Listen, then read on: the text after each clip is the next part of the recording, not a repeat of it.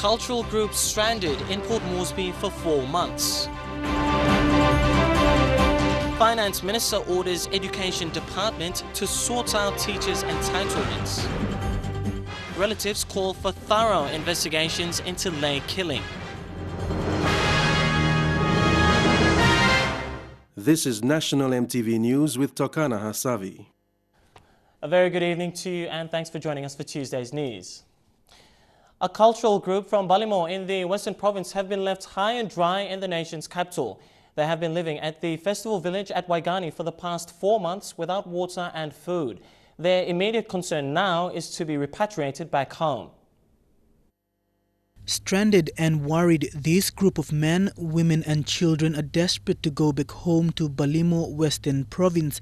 They travelled to Port Moresby after taking part in the Canoe and Kundu Festival in Alotau, Milne Bay Province last year. Since then, they have lived here at the festival village without sufficient supply of food and water. Many of them have fallen ill due to these appalling living conditions. Passing water outside Mipla. Toilet to one kind. Mipla struggle lo finding well toilet na wash na mipla so go out lo line bro mipla lo wash kissing water. They are depending on their member for Middle Fly, Roy Biama, to come to their rescue. He initially arranged for their travel to Milne Bay for the Canoe and Kundu Festival. However, they are yet to hear from him. Arrangement lo stop lo here and waiting mem lo support or finance side. Support samba alright lo finance side and mipla by go out.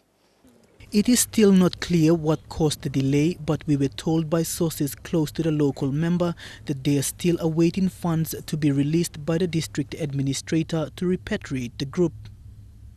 Mickey Cavera, National EMTV News. Finance Minister James Marape has ordered the Education Department to address the long-challenged issue of outstanding and delayed teachers' leave entitlements promptly before letting it get out of hand. Minister Marape said it continues to be a problem that is faced by teachers every year and it has not yet been addressed. He says for this year, something must be done immediately. Department of Education is one of the country's biggest departments. Every year, teachers throughout the country face the dilemma of delayed leave entitlements. Finance Minister James Marape clarified that when government accounts are closed for the year, the banks will not honor checks written out to the Education Department. Our treasury and finance staff throughout the country, especially in our province and district, where continual focus and shift of government resources will go to the province and districts. Expeditiously and accurately dispensation of the duties is very, very important. And at finance, we will take no excuse. It's an ongoing issue nationwide. Minister Marape, who once held the education portfolio, suggested the department start preparing leave entitlements as early as October. Time is time. Japan in the economy, the business and in government in Japan, for instance, just one economy. Showing up on time on appointments is very, very important. Whether it's work appointment or meeting appointments or business appointments. However, Education Secretary Dr. Michael Tapo, in an interview last month, defended his department, shifting the blame to corrupt teachers who were allegedly double-dipping leave entitlements. Square one to find out why do we always have problem, and a lot of this problem are people double-dipping. They come and say, I'm due for leave. So this year, my officers have worked pretty hard on NCD and found out that there's a lot of corrupt deals by people who think they got family and they don't have any children. Meanwhile, the Education Department has been directed to address this issue once and for all. Bridget Komatep, National EMTV News. Today, the National Court granted leave to Prime Minister Peter O'Neill, allowing for amendments of the originating summons regarding his referral to the Leadership Tribunal over allegations of misconduct. Justice David Canning said the amendments of the originating summons will facilitate a more speedy and efficient determination of the real questions raised by the proceedings. The National Court also ruled that the tribunal should be added as a party. In November last year, Public Prosecutor Pondros Kalowin requested the Chief Justice, Sir Salamo India, to appoint a leadership tribunal to inquire into allegations of misconduct in office by the Prime Minister. Prime Minister O'Neill commenced proceedings by originating summons against the public prosecutor as sole defendant, seeking a declaration that he was not entitled to refer the matter of alleged misconduct in office to a leadership tribunal. The Chief Justice appointed a tribunal consisting 3 members. Mr. O'Neill then filed a notice of motion seeking 2 principal orders. The first is that the 3-member tribunal be added to the proceedings as second defendant. Secondly, that the originating summons be amended to capture the notice of motion. This morning at the National Court at Waigani, Justice David Cannings said both orders sought by the plaintiff, the Prime Minister, will be granted. Justice Cannings added that the proposed amendment will not cause real prejudice or injustice to the public prosecutor, the leadership tribunal, or any other person. The case continues tomorrow at 1:30 p.m. Delhi Bagu, National MTV News. On tonight's MTV News special report, relatives of lay mother of 2, Moana Pisimi, who was shot and killed in the early hours of New Year's Day, are now calling on police to carry out a thorough investigation into the events that led to the tragedy. Family members from Butiban village say they won't proceed with funeral arrangements until police identify the suspects involved in the shooting. Lay police boss Ivan Lakatani says investigations began immediately after the incident and the person or persons responsible will be duly charged and prosecuted. MTV's Sylvester Gawi has tonight's MTV News special report from Lay. At the house cry in Butiban village, community leaders and family members gathered to grieve the fatal shooting of Moana Pisimi on the early hours of New Year Day brought them together. While immediate family members have been unable to speak on camera, community leaders are concerned about police investigations may fall short of identifying the suspect and that justice will not be served. They want investigators to look into the events that led to Moana's death at the Malahang Back Road area. The 24-year-old mother of 2 was killed by a bullet fired through the back window of a vehicle. One of the vehicle's back tires was also shot. How Mona I mean losing dragon I go out.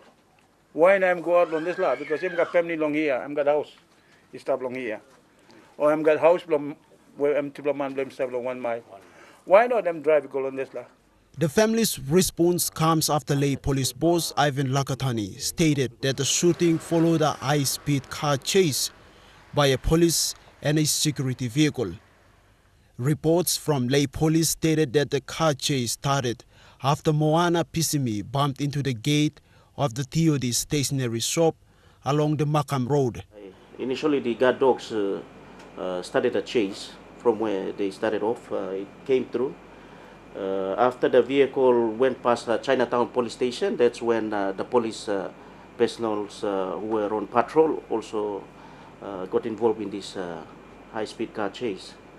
Knowing that for a vehicle to drive at that speed at that time of the morning towards a back road it's a notorious place, as you all know. And that's where, you know, the police has to respond. And there were several attempts been made to stop the vehicle along the way towards Malahan. Unfortunately, the driver kept driving, and police did not know who was in there. Police began investigations immediately after the incident and are still waiting for a post-mortem report to verify the type of weapon used. While there hasn't been any suspect identified yet for the shooting, the family members don't want this case swept under the carpet. People give him all get us support, long police must prove him or some desla only make him or usai make him. Nah, he must come up through or some only him. That's the prime suspect. Nah, put him go behind bar before me talk law body. Mid last year, Moana's father, Peter Bananga, was also found dead in his vehicle at the Warata Sports Club in Ley. To date, The cause of his death still remains a mystery, and family members say they don't want this to happen in Moana's case. Papa belong too and been die the same kind die of him. Na investigation and go on so no got one report he come back lo mipla. So now mipla like Sergeant Jim Ivan Lakatani one time of police long supposedly must prove him was or can investigate him this like case good. Now bring him result he come out by Papua New Guinea Masawe, Morobe Masawe, Lei Masawe, Namipla. Or line man made belong ahi Masawe. There is now a strong public outcry on social media for justice to prevail in Moana's shooting. They want the shooter to be identified and punished. If you may find him, usad me shoot him, Moana Banaga Pisimi, you may must penalty must take him cost belong him, na I must save him time. While family members have called on lay police to fast-track investigations, the Metropolitan Commander says it will depend on the cooperation from eyewitnesses. Sylvester Gawi, National MTV News, Lay.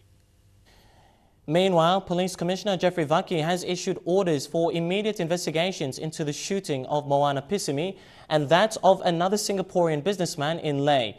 A team of detectives from Port Moresby will travel to Ley to conduct investigations. Commissioner Vaki's response follows widespread accusations leveled against the police force for Moana's shooting. And still in Ley, public confidence in the city's law and order sector is beginning to dip following recent killings. Members of the public are calling for consistent police surveillance in and around the city. But the head of Ley's police force, Ivan Lakatani, on numerous occasions has admitted of limited manpower to police the entire city. Much of the blame was attributed to inadequate police housing for police personnel. Like any other big city in the world, Ley's crime problem is one that remains highly unpredictable. Over the last 7 days, the shooting of Moana Bananga Pisimi and the murder of Morobe Stationery's owner, Titi Tan, were the two first reported killings in 2015. The two separate incidents have so far stirred up public concern on security. Time old man making trouble tasol on lawyer no sa kam na law. Come round check tasol na dislakain no gat lo community. Na all kind man all play city all making. I'm true man all making me play no clear. While the Ley police are struggling to make sure that the growing city remains safe, they too have their own internal problems to deal with. The head of Ley's police force, Ivan Lakatani, has admitted that Ley's growth has outpaced the growth of police strength, and bringing more police personnel to Ley has been hindered by inadequate police housing. Our manpower remains the same. As I have said, accommodation is our biggest problem. The police minister, Robert Atiafa, who visited Ley's Bumbu Police Barracks on Saturday, will make a representation on police housing to the government. And I'm committed with the national government, of which Honorable Peter O'Neill is the Prime Minister, is very committed to building houses for the policemen and women. While the police housing is being sorted out, it will take a while, the police minister said. Meanwhile, Ley's police force will continue to utilize the resources they have. Edwin Fidelis, National MTV News, Ley. We'll take a quick break now, but when we come back, tertiary students advise that OHE airline tickets are ready. Stay with us.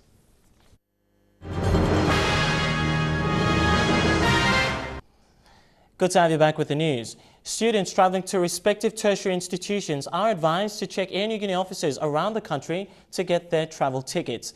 Themen Bune from the Office of Higher Education says the tickets will be ready by the scheduled date of February 8th. He said there had been delays in receiving confirmed listings, but the hard work of sorting out the tickets have been done. The OHE department has already prepared lists for both first year and continuing students attending tertiary institutions around the country. Particulars of OHE-sponsored students attending UPNG, Unitech, Divine Word, UOG teachers and nursing colleges were already submitted to Air Niugini and Global Travel Agency. Get rid of this bulk of the job, especially in ticketing and offer letters out of the way. Once that is cleared, we can address like queries. Over the years, students have not received tickets on time due to various processing errors. Many times, students' grades were not collated on time by corresponding institutions. This directly affects the students' GPA, and as a result, they miss out on government scholarships. However, this year OHC has informed its tertiary institution to sort out this issue prior to submitting students' GPA scores to OHC. Our responsibility, awarding scholarship, based on the information provided by the institutions. So we encourage them to produce the continuing students list on time so that we allow these processes to continue. Students are expected to check with the nearest Enigini and global travel agency outlets to get their tickets. Eric Arupma, National EMTV News. Well, it's January and parents have already started looking for school fees to send their children back to school. The government's tuition fee-free policy introduced into the education system in 2012 has helped parents by meeting only a portion of the whole fee. The rest still remains to be paid by parents or guardians of students. As the school fees continue to increase every year, parents are digging deep into their pockets to find money to pay for their children's school fees. While some parents find paying school fees relatively easy through bank loans, it's difficult for others. Gabriel Joe is a boy seller at Lace Papuan Compound suburb.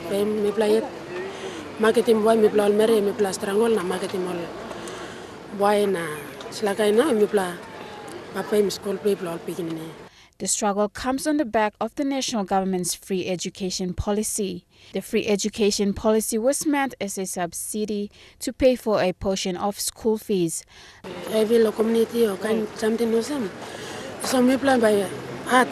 Last year, the government increased its contribution of school fee payments by 10% at elementary to secondary school levels. So me no sabe los school fee but this year in Bahamas, I'm telling the market making by me. You look like buying school fee because I'm kind of some government buying school fee, buy half 50%. Na just like me buying, but still me buying. I'm kind of me buying normal school fee here because school talk project fee and just like the project fee. I'm kind of I'm half when I'm half of some normal school fee me buying again. So. In the 2015 national budget, the national government pumped in 650 million kina for the free education policy. However, many schools are yet to feel the impact of that policy. Colleen Barilai, National EMTV News, Leh.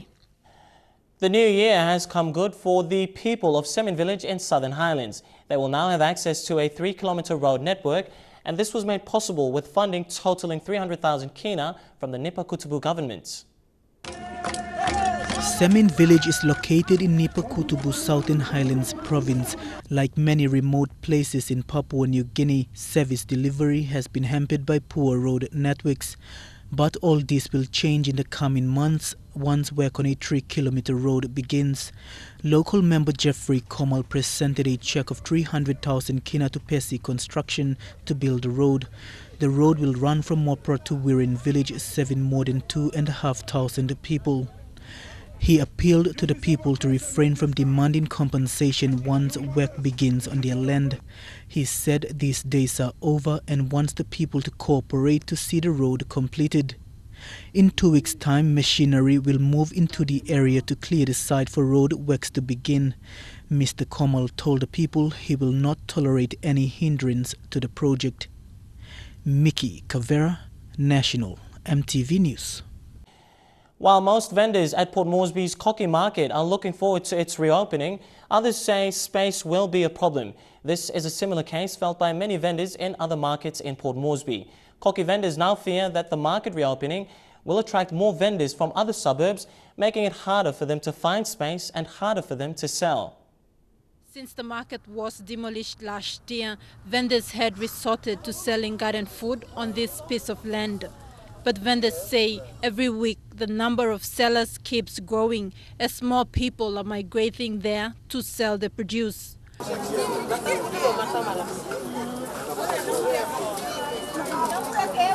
With the refurbished market set to open next week, vendors have raised concerns on the limited stalls they will be using to sell their produce.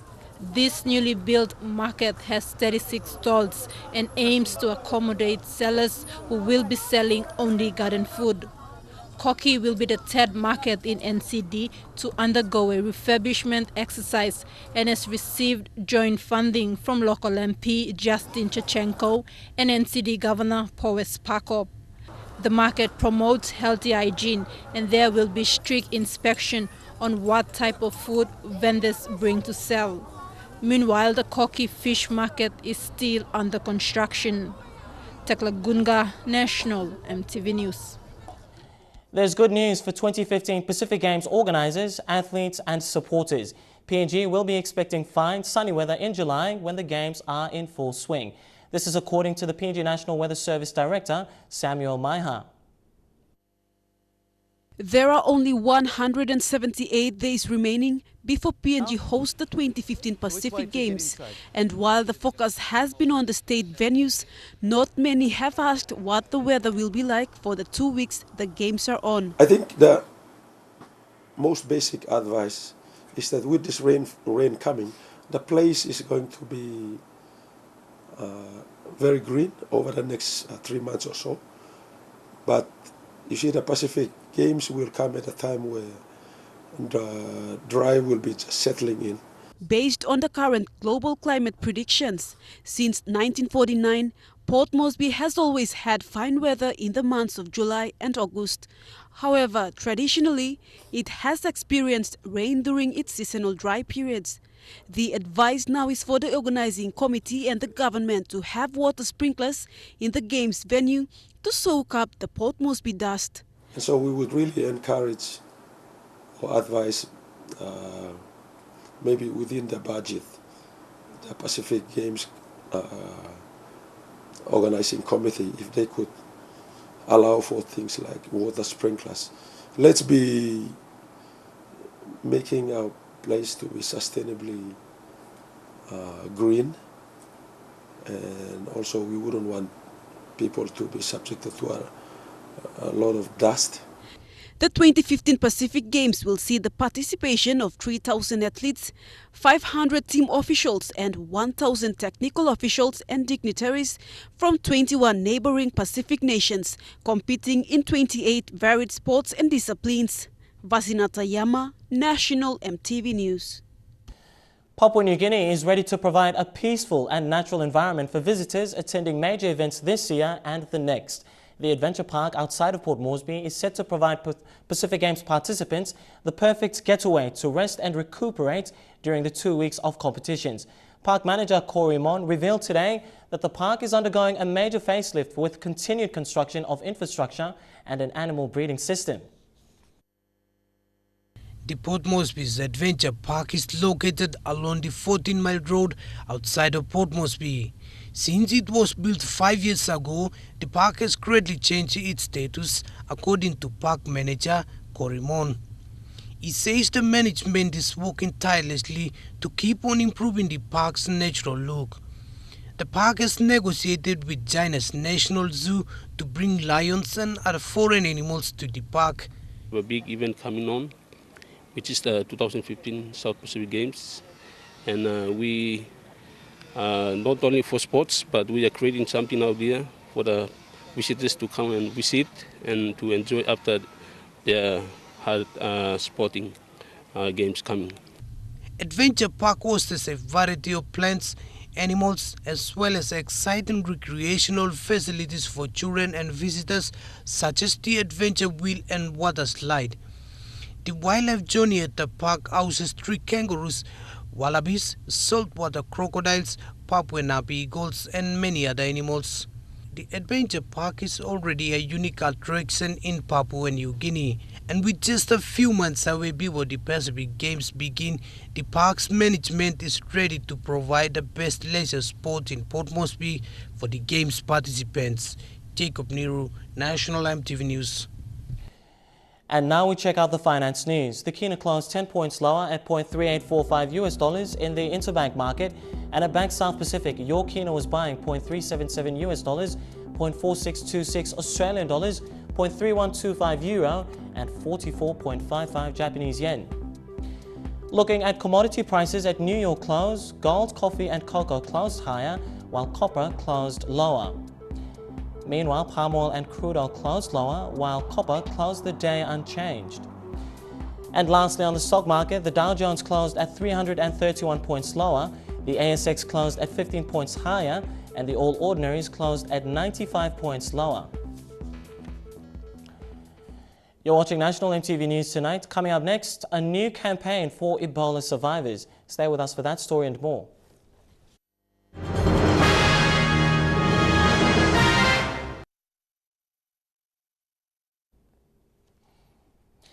Good to have you back with the news. Turning overseas now, a Scottish nurse battling Ebola is in critical but stable condition at a London hospital. Doctors diagnosed her last week with the virus and her health deteriorated a few days later. She had been helping Ebola patients in Sierra Leone. She is now taking an experimental drug. About the survivors of Ebola, and the crisis in West Africa is often illustrated with cold and bleak numbers.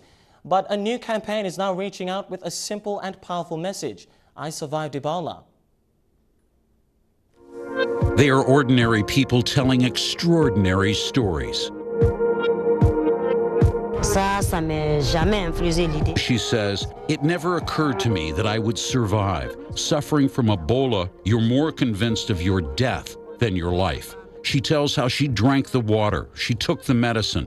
Of 9 people in her family, 6 died, including her father in a bed right next to her.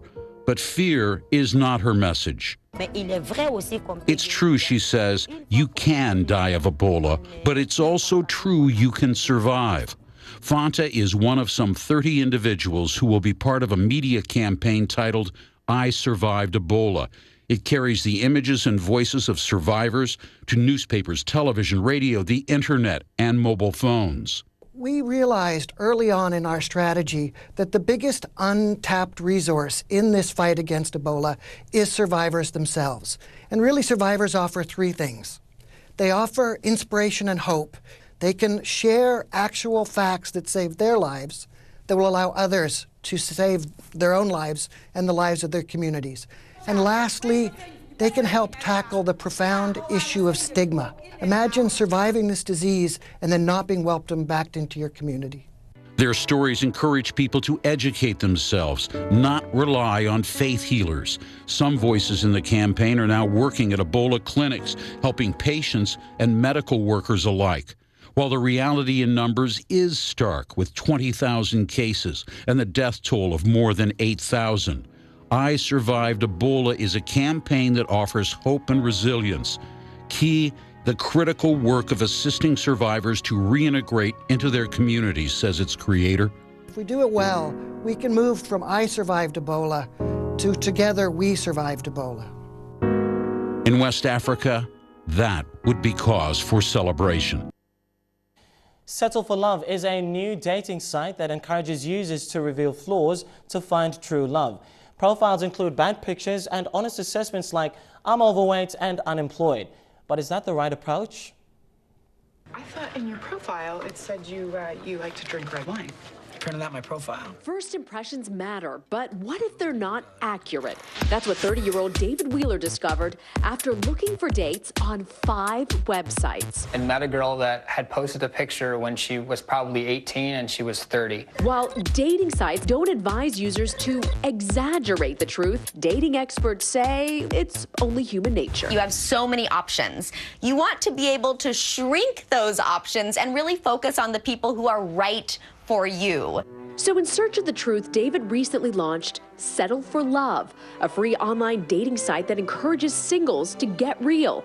Instead of showing only the good side, admitting flaws too. I started posting a picture of myself balding because I don't want girls to think I'm ugly or looking different when I'm in person. Some Settle for Love fans believe online honesty will pay off. People are afraid because they don't want to be judged, they don't want to be rejected. This website encourages vulnerability and openness. Screwing the Rules author Laurel House says Settle for Love helps speed up the dating dance. Instead of waiting 3, 4, 5 dates, why don't you show them right now? I'm overweight, I'm unemployed, I can be really clingy, and I can be very annoying. But I'm also, wicked smart and creative and loyal, and I like to think I'm funny. People think this is all about settling. It's a bunch of losers. That's not what this is about. Our site's all about just representing who you are. David Wheeler in Wisconsin is searching for a business partner to grow his website while still searching for a life partner. I do feel like I'll be married sometime soon. A group of Hollywood celebrities, including Miley Cyrus and Rihanna, are taking a stand against double standards. They are also staging a social media protest, posting topless photos of themselves on Instagram. It's the fight for the right to bear almost all. Celebrities going viral this morning by going topless, taking Instagram to task for banning images of nude female breasts. Miley Cyrus and Chelsea Handler now joining Rihanna in the online breast liberation movement, using the hashtag #FreeTheNipple to protest what many are calling a double standard. Topless men on Instagram, no problem. Topless women, no way. They do bring up an interesting point when it comes to gender equality in Instagram's policies. Instagram's terms of service includes restrictions on nude or partially nude photos, the site pulling offending pics. Rihanna was so offended by the seemingly booby-trapped rules, she quit the site for months. Instagram pulled 2 of Handler's topless snaps earlier this year, but that didn't stop the late-night comedian from posting this mountaintop view Friday. The site took it down, but she defiantly posted another on less restrictive Twitter. Perhaps her October tweet best sums up her take on the Instagram breast controversy. Taking this down is sexist. I have every right to prove I have a better body than Putin. And that report wraps up our news segment tonight, but stay tuned. I'll bring you all the latest sporting updates in True Guy Sports after these short messages.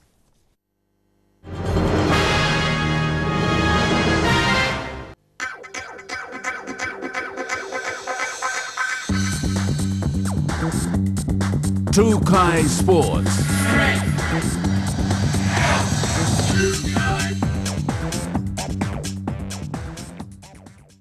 And welcome to True Guy Sports. NCD Taekwondo and Stone Taekwondo have pulled out of the Taekwondo PNG body due to a dispute on funding and development of the sport. A new national body was created during the 2014 6th PNG Games in Leh. We have now pulled out of the current Taekwondo PNG and Jamuga Stone, the founder of the Stones Taekwondo Association with the NCD Taekwondo and other 10 provinces who took part in the 6th PNG Games, have created a new Taekwondo body called the PNG Taekwondo Union. This call was made due to the Taekwondo associations not getting benefits from Taekwondo PNG and Vice President Peter Kama stepping down from his position. We have now pulled out of the current Taekwondo PNG, and as you've seen in the media recently, someone coming from Taekwondo, Westernized Taekwondo, they have done the same thing. He's resigned as the vice president from the current body. And I want to tell the nation that all is not well in Taekwondo. You know, at the PNG Games, everybody spilled the beans. That all the centers who attended the PNG Games, all 10 provinces doing Taekwondo, were very unhappy. They are not happy with the current national body. They want the national body to go. Stone has also commented on how his association has not benefited from the 450,000 kina that was given in 2013 for the Go for Gold program to Taekwondo PNG, and is also asking what became of that money. 50,000 was spent here with the national team, the so-called national team, and the finance report has never been given to us. At the AGM on 2013 in December, all the affiliates, we demanded the finance report. It was never given to us. And currently, as we speak, the finance report has not been shown to any affiliates. And as NCD has been, and Stone Taekwondo has been a long-time affiliates of this national body, we demand to see this 2013 financial report.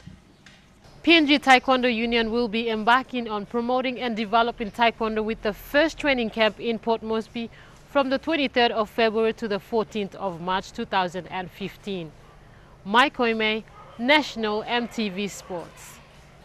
The Oceania Football Confederation today confirmed current OFC President David Chung unopposed in the 2015 OFC presidential election campaign.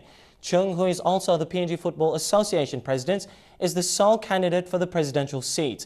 The 23rd OFC Ordinary Congress will be held tomorrow at the Grand Papua Hotel in Port Moresby. The deadline for submissions to run for OFC president was on December 16, with Chung the only candidate in the role as head of the Confederation. Chung was first elected for the post of OFC president in January 2011 and will be re-elected for a second term tomorrow. The 52-year-old who began his career in football administration, first as a referee, then coach, was elected as president of PNG Football Association in 2004, a position he still retains. With his re-election as OFC president, Chung also retains his position as a vice president of FIFA. The 23rd OFC Congress will commence at 9 a.m. tomorrow at the Grand Papua Hotel in Port Moresby. Congress agenda includes presenting minutes of OFC Extraordinary Congress held in Sao Paulo, Brazil on the 9th of June 2014, the 22nd Congress held on May 29th in Mauritius, and the election of the president with the members of the OFC Executive Committee. Following the Congress, the OFC and FIFA delegations will visit Pacific Games venues. Tere Alex, National EMTV Sports. The Pukpuk's 7 squad who left for Fiji today will participate in a 3-week training program in preparation for the HSBC Wellington Sevens tournament in New Zealand from February 6th to the 8th. The tournament will be the first leg of the Pukpuk's World Series circuit campaign. Team manager Billy Rapila said Wellington will be a huge step for the Pukpuks. Fiji, as the best component of rugby sevens in the region, offers the best possible facilities and resources that can help prepare the boys well for the challenges to be faced in Wellington. The squad will return from Fiji by the end of this month and a final 12-man team will be named. And stay with us for more True Kai Sports when we come back. True Kai Sports. Good to have you back with True Kai Sports. President of the PNG Boxing Federation, John Avira, has welcomed the challenge from rivals Fiji, Samoa and Tahiti. Given PNG's history in boxing, having won 6 gold medals in the 1991 Games, with the advantage of a home crowd, the chances of taking out the gold medal this time around are very good. Much like many other sporting codes, Team PNG boxers have announced Fiji as their toughest competition. President of the PNG Boxing Federation, John Avira, confirmed that this year they will have a full boxing team, including a team of female boxers competing in the Pacific Games for the first time ever. We welcome the challenge. We're confident as well going into the games. We've trained that, we've done that, Tiaka. We're actually filling up the full team. Traditionally, PNG boxers' strength comes from the lighter weight divisions. This time around, Avira is hoping for a full-strength team. See the history. PNG has done very well in the lighter weight, and that's where our strength is. All we need to do is just to beef up at the higher weights, the bigger weights. The current training squad selected to train towards the Games consists of PNG Games gold medalists Rafaela Kaure, Lynette Quarrella, Sherilyn Cooper and Leo Kondai, who fought in the superweight division. Avira said having a full team will be to their advantage as they aim to have all boxers at medal contending levels. This year, Henry Ummings and Charlie Kiema are the boxers to look out for at the Pacific Games. Charlie Kiema, a fighter in the 49-kilogram division, is ranked 5th in the Commonwealth and has the potential to outshine other boxers from Pacific nations. We took Henry and Charlie as cadet boxers, and we've developed them through the ranks. Lorraine Genia, National EMTV Sports. Turning overseas now to Test cricket, a double-century opening partnership from Dave Warner and Chris Rogers has got Australia to the perfect start in the 4th Test. At this ground, more than any other, it was important for Australia to make a stand. Chris Rogers and David Warner walking out the Sydney Cricket Ground. Rogers was given an early life by Raul in slips. Well, Rogers has been dropped. That was a genuine edge. As second slip catches go, it should have been taken. Before the left-handed openers unleashed their contrasting styles. That has been smoked through the offside. Warner's bullish blows quickly brought up his 50, and soon a century partnership. Inspired by the memory of his little mate, Warner raced to a 3rd century for the summer. Gee, the hundreds in Adelaide meant a lot, but I think today is even more special. A 200-run partnership finally ended when Warner fell for 101. a 5th straight half-century for Rogers, but he was again denied access to the 100 club. A cautious Watson faced 65 balls before finding the boundary.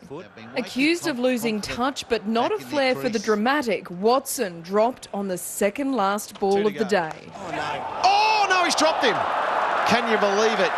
Another innings, another masterclass from Steve Smith, the captain not out at stump. And that brings us to the end of our news and sports segments tonight. But don't go away, I'll have all the weather updates for you after these short messages. Stay with us. True Kai Sports.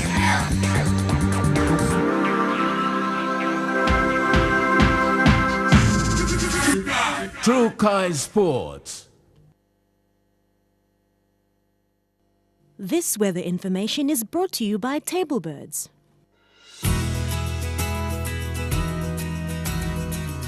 Looking at the weather forecast for the next 24 hours, in southern region, the nation's capital to look forward to cloudy weather with showers then rain. Showers then rain in Daro and Karama as well. We got cloudy with showers and rain as well in Alotau and showers in Popondetta. In Momase, showers and rain expected in Ley City. Cloudy weather and showers in Madang, Vanimore and Wewak.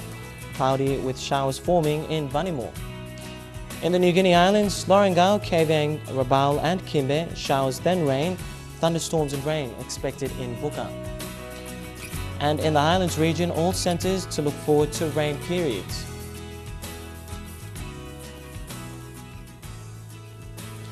Forecast for small ships, there is a strong wind warning current for all coastal waters of the southern PNG Indonesian border through Torres Strait and Daro to Kiwai Island to Kerama to Yule Island, Hood Point, Arama Coast to Samarai Island and Bogia through to Wewak to Aitape to Vanimore, northern PNG Indonesian border including New Guinea Islands except western New Britain.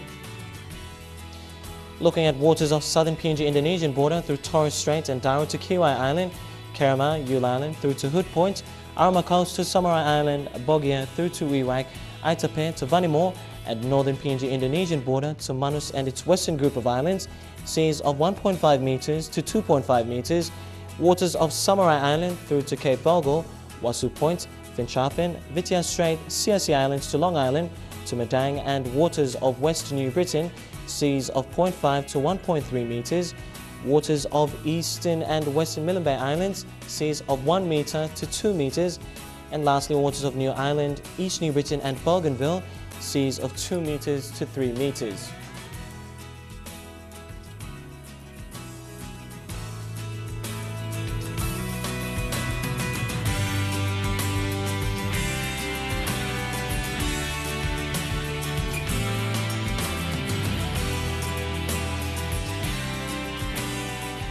And looking at ocean forecasts, for PNG areas, coral seas moderate with patches rather rough west to northwest winds at 15 to 20 knots, tending southwest over east with stronger gusts. Looking at Solomon Sea, slight to moderate with northwest to southwest winds at 10 to 20 knots with gusts. Bismarck Sea, seas moderate to rough with northwesterly winds at 20 to 34 knots. And Pacific Ocean, seas rough to very rough with west to northwest winds at 34 to 48 knots. Now before we go, quickly recapping our main headlines again tonight. Ballymore Cultural Group stranded in Port Moresby after performing at the Canoe and Kundu Festival in Alotau. Also, Finance Minister orders Education Department to sort out teachers' entitlements, and relatives call for thorough investigations into Ley killing. Well, that's been the news, sports and weather this Tuesday, the 6th of January 2014. On behalf of the entire news crew, I'm Tokana Hasavi. You have a good night.